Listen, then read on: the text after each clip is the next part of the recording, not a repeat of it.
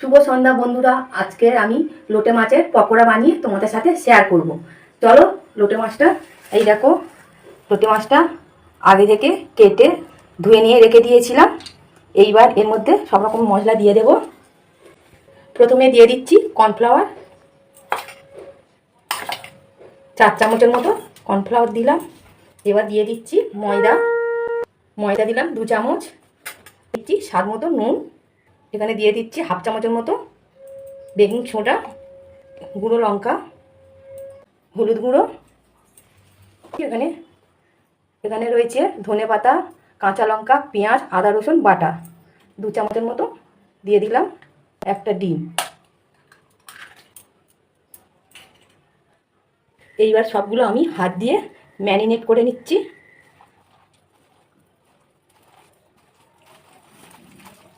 Marinate করা হয়ে গেছে।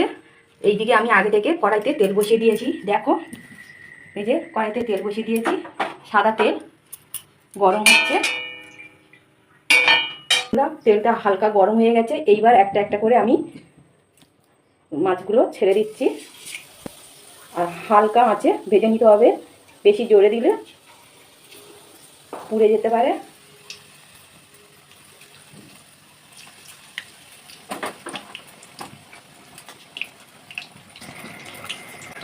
বন্ধুরা, লোটে মাছের পকোড়াটা ভাজা হয়েছে, তুলে নিচ্ছি।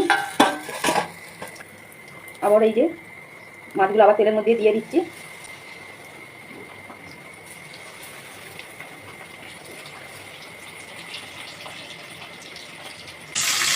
দেখো বন্ধুরা, পকোড়াগুলো ভাজা হয়ে গেছে। এইবার সবগুলো তুলে নিয়ে দেখাচ্ছি।